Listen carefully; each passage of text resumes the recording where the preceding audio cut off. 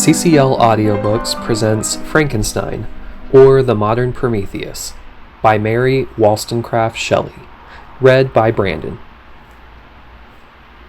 Chapter 19. London was our present point of rest. We determined to remain several months in this wonderful and celebrated city. Clerval desired the intercourse of the men of genius and talent who flourished at this time, but this was with me a secondary object. I was principally occupied with the means of obtaining the information necessary for the completion of my promise, and quickly availed myself of the letters of introduction that I had brought with me, addressed to the most distinguished natural philosophers. If this journey had taken place during my days of study and happiness, it would have afforded me inexpressible pleasure. But a blight had come over my existence, and I only visited these people for the sake of the information they might give me on the subject in which my interest was so terribly profound. Company was irksome to me. When alone, I could fill my mind with the sights of heaven and earth.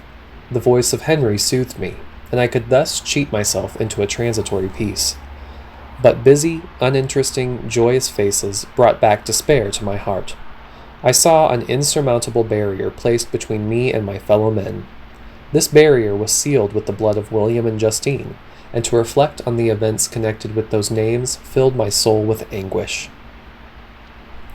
But in Clerval, I saw the image of my former self. He was inquisitive and anxious to gain experience and instruction. The difference of manners which he observed was to him an inexhaustible source of instruction and amusement. He was also pursuing an object he had long had in view. His design was to visit India, in the belief that he had in his knowledge of its various languages, and in the views he had taken of its society, the means of materially assisting the progress of European colonization and trade. In Britain only could he further the execution of his plan. He was forever busy, and the only check to his enjoyments was my sorrowful and dejected mind. I tried to conceal this as much as possible, that I might not debar him from the pleasures natural to one who was entering on a new scene of life, undisturbed by any care or bitter recollection. I often refused to accompany him, alleging another engagement that I might remain alone. I now also began to collect the materials necessary for my new creation, and this was to me like the torture of single drops of water continually falling on the head. Every thought that was devoted to it was an extreme anguish, and every word that I spoke, an allusion to it, caused my lips to quiver and my heart to palpitate. After passing some months in London, we received a letter from a person in Scotland who had formerly been our visitor at Geneva. He mentioned the beauties of his native country and asked us if those were not sufficient allurements to induce us to prolong our journey as far north as Perth, where he resided. Clerval eagerly desired to accept this invitation, and I, although I abhorred society, wished to view again mountains and streams and all the wondrous works with which nature adorns her chosen dwelling places. We had arrived in England at the beginning of October, and it was now February.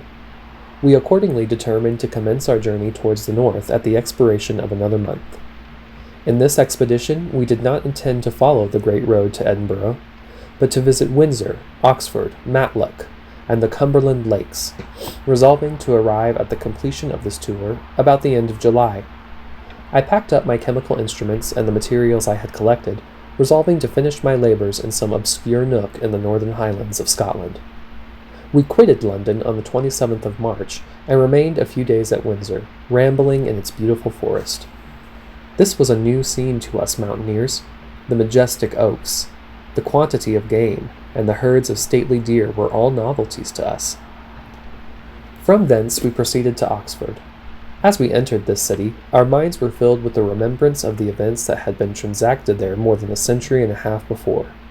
It was here that Charles I had collected his forces. This city had remained faithful to him after the whole nation had forsaken his cause to join the standard of Parliament and liberty. The memory of that unfortunate king and his companions, the amiable Falkland, the insolent Goring, his queen, and son, gave a peculiar interest to every part of the city which they might be supposed to have inhabited. The spirit of elder days found a dwelling here, and we delighted to trace its footsteps. If these feelings had not found an imaginary gratification, the appearance of the city had yet in itself sufficient beauty to obtain our admiration. The colleges are ancient and picturesque. The streets are almost magnificent, and this lovely Isis, which flows beside it through meadows of exquisite verdure, is spread forth into a placid expanse of waters, which reflects its majestic assemblage of towers and spires and domes, embosomed among aged trees. I enjoyed this scene, and yet my enjoyment was embittered both by the memory of the past and the anticipation of the future. I was formed for peaceful happiness. During my youthful days, discontent never visited my mind, and if I was ever overcome by ennui, the sight of what is beautiful in nature or the study of what is excellent and sublime in the productions of man could always interest my heart and communicate elasticity to my spirits. But I am a blasted tree. The bolt has entered my soul, and I felt then that I should survive to exhibit what I shall soon cease to be, a miserable spectacle of wrecked humanity, pitiable to others and intolerable to myself. We passed a considerable period at Oxford, rambling among its environs and endeavoring to identify every spot which might relate to the most animating epoch of English history. Our little voyages of discovery were often prolonged by the successive objects that presented themselves. We visited the tomb of the illustrious Hampden and the field on which that patriot fell. For a moment my soul was elevated from its debasing and miserable fears to contemplate the divine ideas of liberty and self-sacrifice, of which these sites were the monuments and the remembrancers. For an instant I dared to shake off my chains and look around me with a free and lofty spirit, but the iron had eaten into my flesh, and I sank again, trembling and hopeless, into my miserable self. We left Oxford with regret and proceeded to Matlock, which was our next place of rest. The country in the neighborhood of this village resembled, to a greater degree, the scenery of Switzerland, but everything is on a lower scale, and the green hills want the crown of distant white Alps, which always attend on the piney mountains of my native country. We visited the wondrous cave and the little cabinets of natural history, where the curiosities are disposed in the same manner as in the collections at Servox and Chamonix.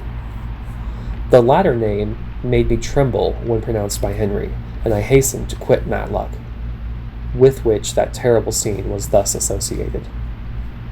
From Derby, still journeying northwards, we passed 2 months in Cumberland and Westmoreland. I could now almost fancy myself among the Swiss mountains. The little patches of snow which yet lingered on the northern sides of the mountains, the lakes, and the dashing of the rocky streams were all familiar and dear sights to me. Here also we made some acquaintances, who almost contrived to cheat me into happiness. The delight of Clerval was proportionably greater than mine. His mind expanded in the company of men of talent, and he found in his own nature greater capacities and resources than he could have imagined himself to have possessed while he associated with his inferiors. "I could pass my life here," said he to me, "and among these mountains I should scarcely regret Switzerland and the Rhine." But he found that a traveler's life is one that includes much pain amid its enjoyments. His feelings are forever on the stretch, and when he begins to sink into repose, he finds himself obliged to quit that on which he rests in pleasure for something new, which again engages his attention, and which he also forsakes for other novelties. We had scarcely visited the various lakes of Cumberland and Westmoreland, and conceived an affection for some of the inhabitants, when the period of our appointment with our Scotch friend approached, and we left them to travel on. For my own part, I was not sorry. I had now neglected my promise for some time, and I feared the effects of the demon's disappointment. He might remain in Switzerland and wreak his vengeance on my relatives. This idea pursued me and tormented me at every moment from which I might otherwise have snatched repose and peace.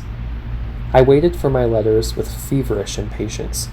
If they were delayed, I was miserable and overcome by 1,000 fears.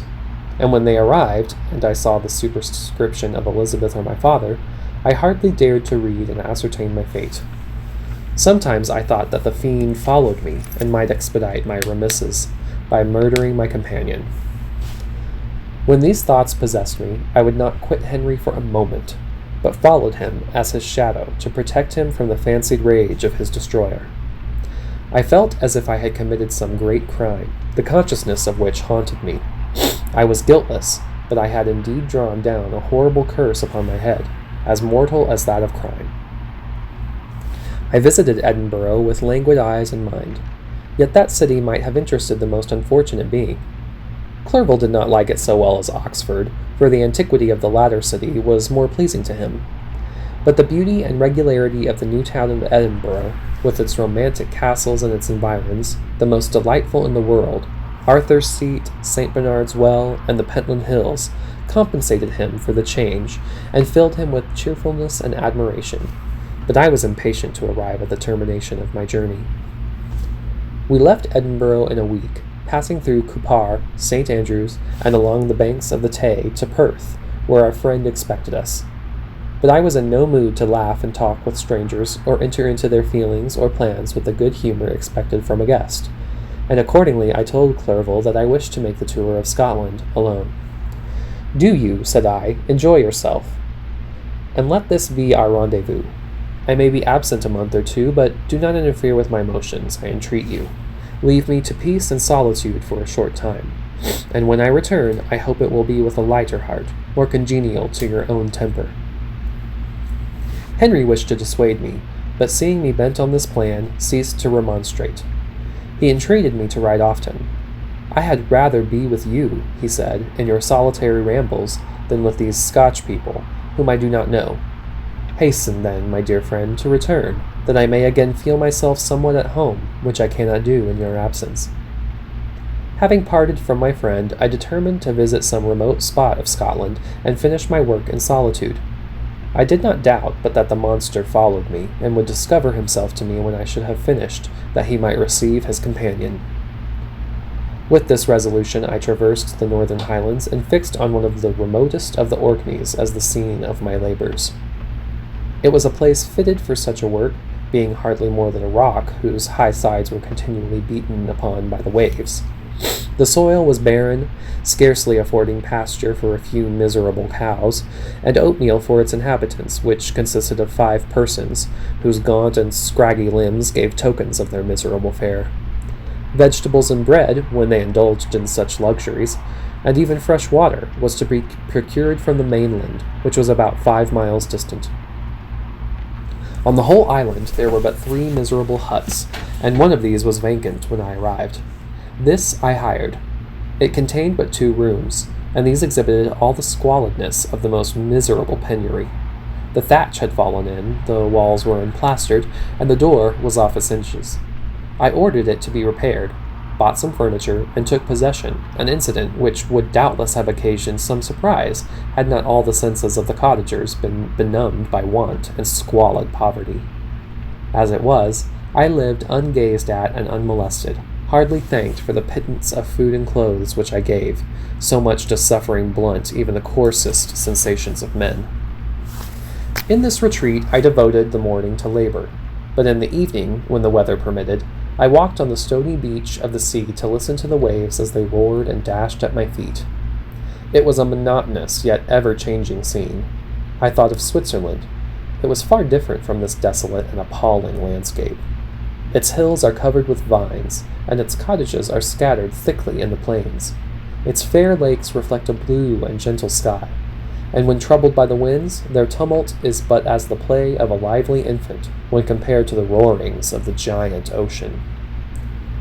In this manner I distributed my occupations when I first arrived, but as I proceeded in my labor, it became every day more horrible and irksome to me. Sometimes I could not prevail on myself to enter my laboratory for several days, and at other times I toiled day and night in order to complete my work.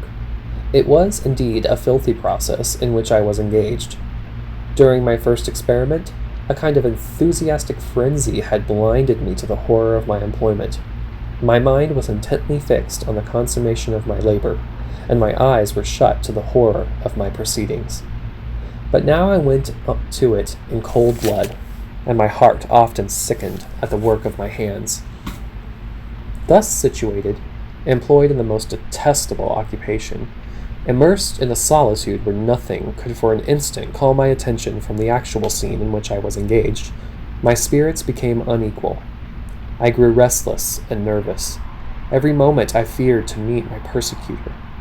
Sometimes I sat with my eyes fixed on the ground, fearing to raise them lest they should encounter the object which I so much dreaded to behold.